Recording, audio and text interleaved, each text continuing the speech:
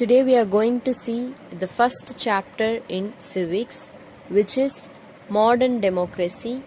First, we have to know what is civics. Civics is the study of how government decisions or public decisions are made. In other words, it is the study of public policy issues that impact the public. It is the study of the rights and responsibilities of citizens. So, what is civics? It is the study of how public decisions are made, issues that are important to the public, and the rights and responsibilities of citizens. What is civics? The study of the rights and duties of citizenship. What does it mean to be a citizen? Being a member of a country. Why study civics? To discover how our government works and the processes it uses to make decisions that affect citizens, to identify and recognize one's own beliefs and values concerning how we participate in society.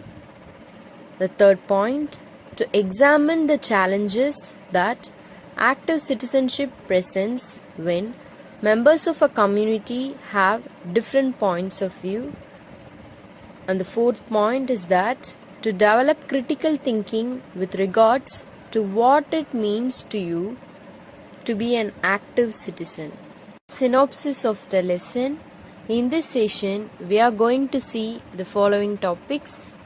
The first one is introduction, and the second one is forms of government. Under this, we have monarchy, dictatorship, and democracy. Let us recap why every country needs a government. To understand this, let us take the example of a family. A family needs a place to live which is secure. It should have a kitchen to cook food. The basic facilities like water, electricity, toilets, etc.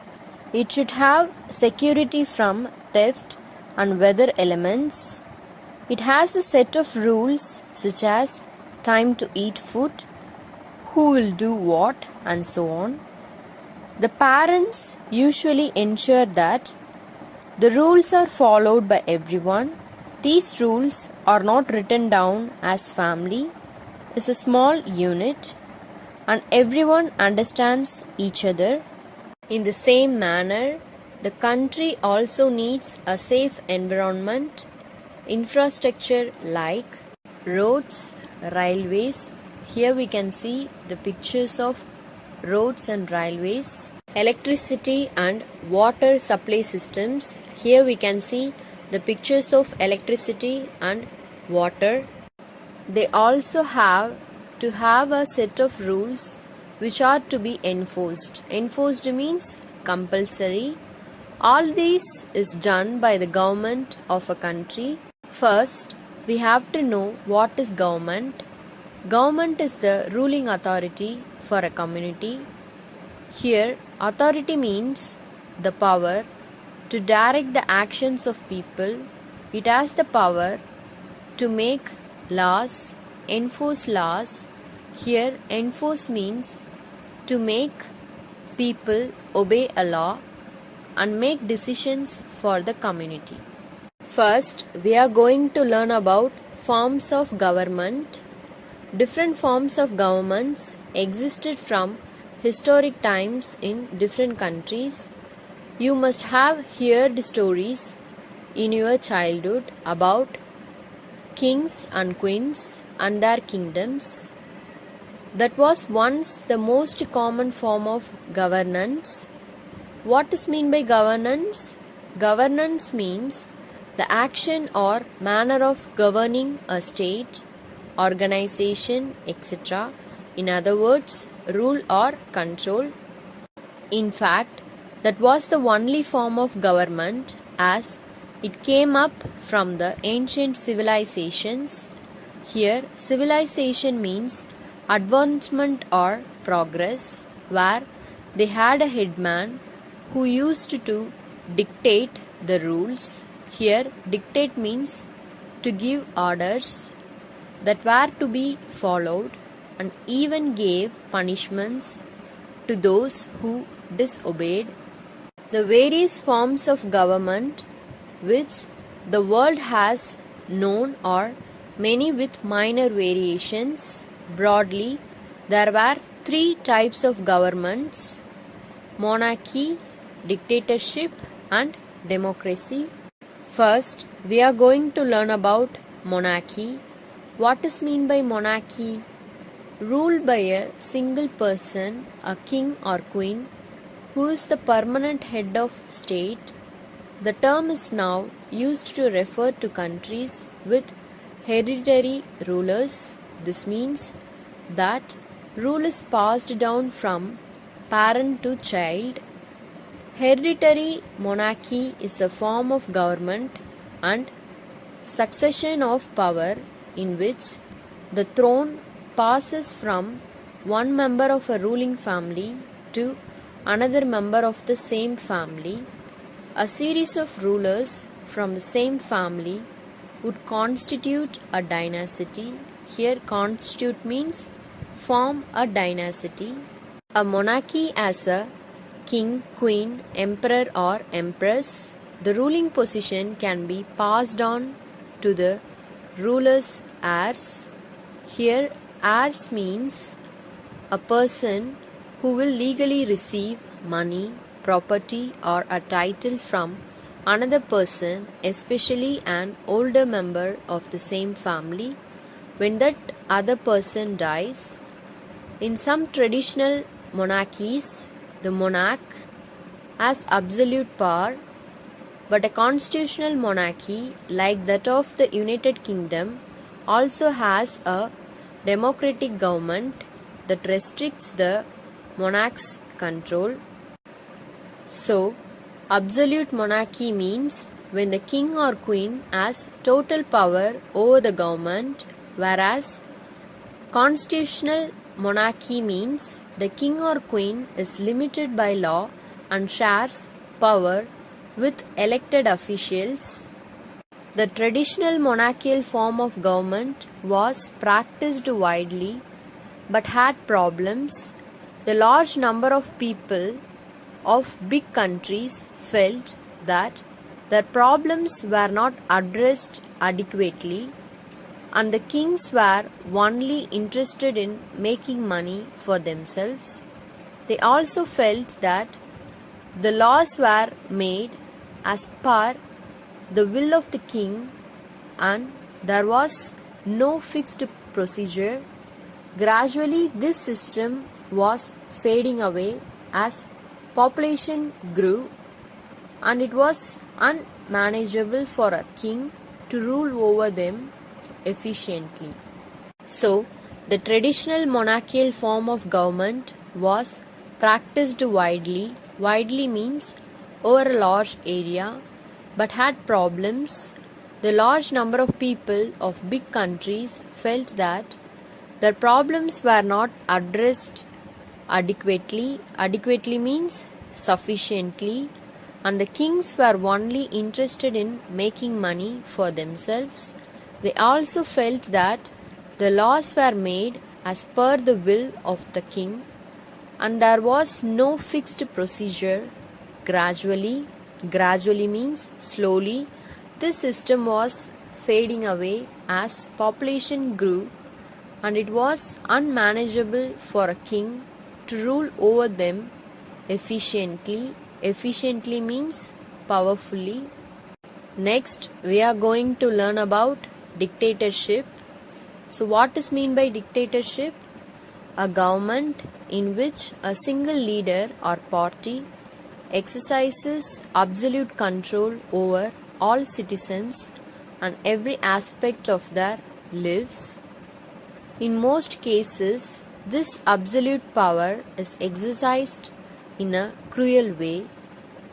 In other words, a dictatorship is a form of government where one person or political party has the power to do whatever they want The ruler is called a dictator. A leader takes control over the government and has total power. For example, Nazi Germany under Hitler. So, in dictatorship, a country is ruled by a single leader. The leader is not elected and may use force to keep control. In a military dictatorship, the army is in control. This does not follow the hereditary system. So what is meant by hereditary system? It is a form of government and succession of power in which the throne passes from one member of a ruling family to another member of the same family. A series of rulers from the same family would constitute a dynasty. Here constitute means form a dynasty. So dictatorship does not follow the hereditary system. This system of government came into being usually where the monarchy was existing but was taken over by their defense ministers. Defense means protection or support, or those who controlled their army. An army officer who felt that he had the control of the army would capture or kill the king and take over the government and then start ruling the country. The overthrowing of the monarch. Here overthrowing means defeating or to win, was successful in countries where the king was weak or his policies were not popular. Later, dictatorship also came up in countries which had other forms of governance. Governance means the action or manner of governing a state, organization, etc. In other words, rule or control, but where the people did not trust the government. This form of government always had a problem because the army was in total control and was ruthless. People were denied their basic fundamental rights, and the dictator or his army forced things on the public which was not tolerated by the people for long. So, this form of government always had a problem because the army was in total control and was ruthless. Ruthless means cruel. People were denied their basic fundamental rights, and their dictator or his army forced things on the public which was not tolerated. Tolerated means permit or allow by the people for long. Next, we are going to learn about democracy. The word democracy literally means rule by the people. In other words, supreme power is given to the people and exercised by them directly or indirectly through a system of representation. So, democracy is a form of government in which the rulers are elected by the people. According to Abraham Lincoln, democracy is a government of the people, by the people, and for the people. So, in a democracy, the government is elected by the people. Everyone who is eligible to vote has a chance to elect the leader who will run the country. It is distinct. Distinct means different from governments controlled by a particular social class or group, or by a single person like a monarch or a dictator. So, a democratic government can be either run directly or through elected representatives. So, direct democracy means the power of government is controlled directly by the people. As the direct form needs a huge number of people to assemble at one place, it is not practical anymore. Representative democracy means the people elect representatives who then make decisions for them. Therefore, the system of elected representative is in practice all over the world where democracy is followed. I have enclosed the classwork instructions in the PDF. Kindly refer it. So now we have reached the end of this session. Thank you.